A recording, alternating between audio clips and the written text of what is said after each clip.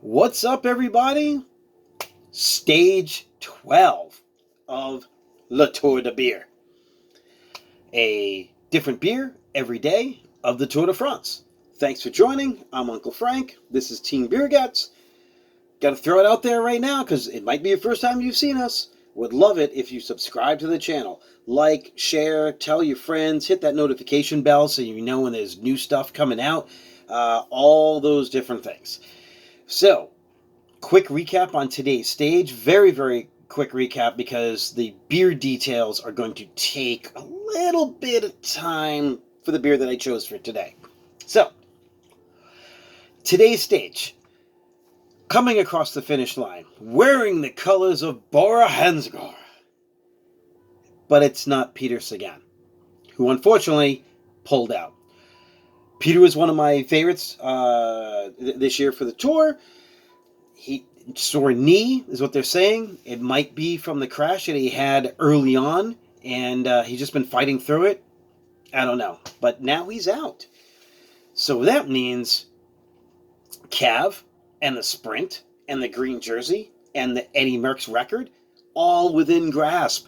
Who's on the front of the break? Of course it's the Koenig Quick Step. But not with Cav. Confusing. Again, another piece of confusion. Then that breakaway. It's a huge breakaway. 13. Then becomes 4. Which becomes 2. Which becomes 1. Which does not include Julian Alaphilippe. He's on the backside of it, and they don't want to work together to close that gap to that group of 4. Why? I guess because they're thinking, well, if we work really hard and we pull Julian in there, then he's just going to beat us. So they don't work together. Really? Like, work together, get there, and then race. Like, fight it out. I don't understand. And these are the things I don't understand about bike racing, and so, well, there it is. I've never bike raced. Man, I kind of feel bad for Alaphilippe. I feel like that could have been a stage for him. But, you know what? That's also on him for not jumping in and getting with that group of 4 and making it 5 and then challenging from there.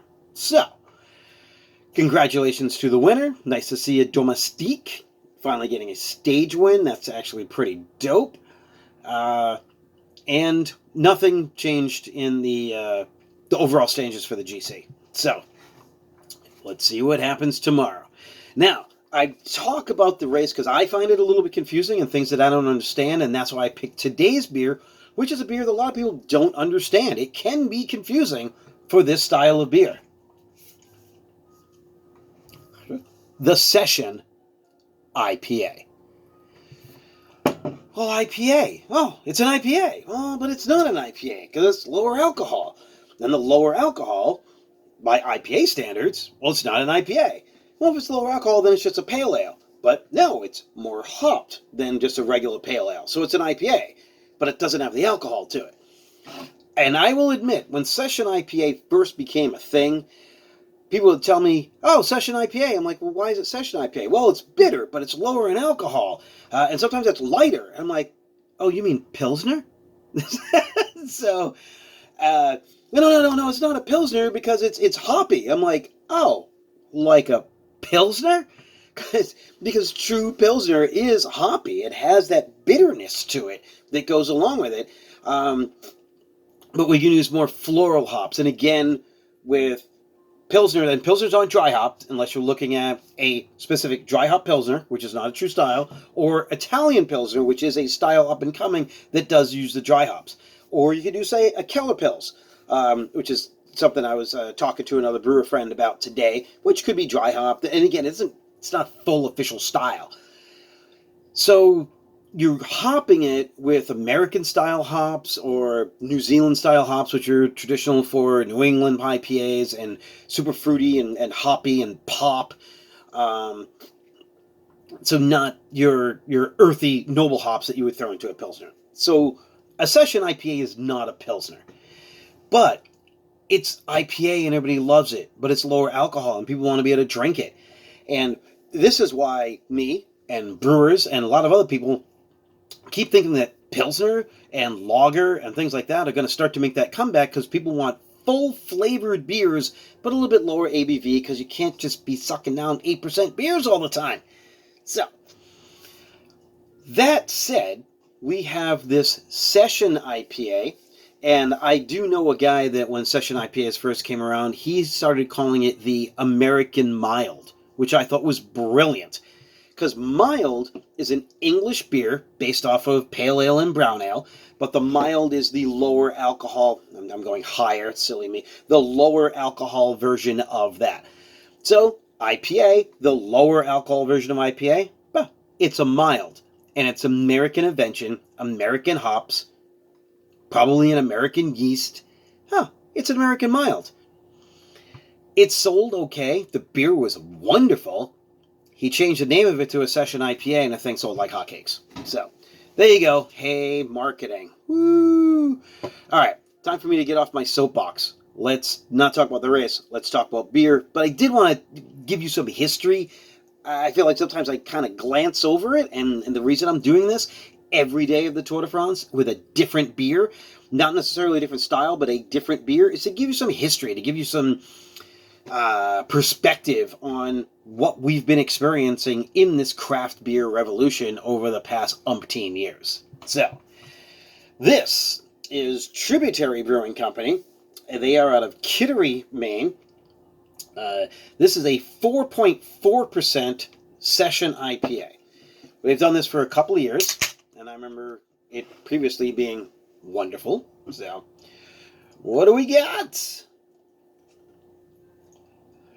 Golden, straw, white head, color, clear. Don't be afraid, Haze Bros. It's gonna be all right. And yeah, you can you see my face? I think you can see my face. You can't see my face through this. So, clear. Doesn't have to be clear for Session IPA. Session IPAs can be hazy. This one's clear. The aroma is, sorry about this light, it's the way the camera reacts, and I have not figured out how to fix that, so hopefully you're not going crazy, but light, fluffy. I know it's not a flavor descriptor or an aroma descriptor, but that's what I think of. I smell this beer and I think fluffy. And for that I mean soft. Soft malts, soft hops. It lists the hops that are on here, I think. Session, quaffable and light. I thought it did. Okay, maybe not. Well, whatever. But yeah, fluffy. It's soft. It's pillowy. It's slightly sweet. It's hops. So if you're thinking of hops and flavors and fruits that are easy on the palate, like strawberry and mango, that's what you're getting here.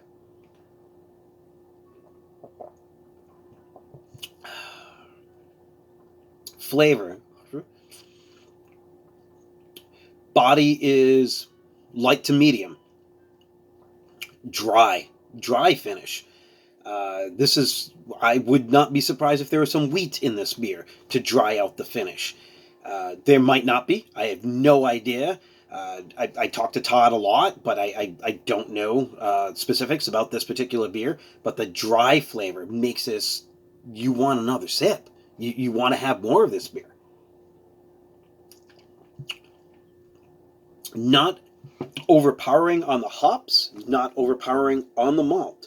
Not too sweet, not too dry. Dry enough, like I said, so it finishes dry, makes you want another sip, but also the kind of beer that you can have a session with, which is the other idea behind session beer.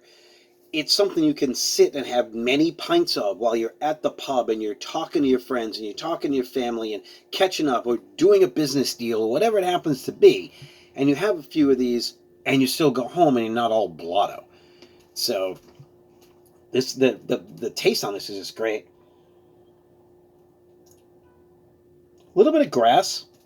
Slightly grassy, yeah, so there might be some noble hop in here. Malty, dry, crackers, cereal, sweeter hops again. Marshmallow? That might not be the right description, but that's what I'm kind of getting in there, which fades very quickly because marshmallows are sweet and would stick on the palate, and then it just goes away. And that dry finish is like, Oh, okay, now I want another sip. And at 4.4% alcohol and a dry, crisp finish, this is the kind of beer for a hot day. Why would you not want to be able to drink a session IPA because you love IPA, but the alcohol is not going to punch you in the face? You're hanging out, you're playing cornhole, you're cooking on the grill, you're doing whatever. And especially after a long bike ride, oh, something like this is just super quaffable and wonderful. So, yeah, so that is, again, show you this can here.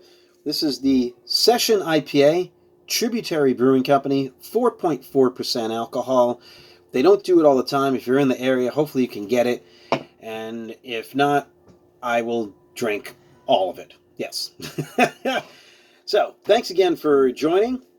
Again, a different beer every day of the Tour de France. Tell your friends, tell your family, tell your neighbors, tell your enemies. Maybe they'll drink a beer and they might be nicer. I don't know, whatever. So, until tomorrow, make sure you check out the stage of the Tour de France and check us out here for more Tour de Beer. Until then, remember, it takes guts to ride and beer to recover. Be good to yourself, be good to each other, and drink good beer. Cheers!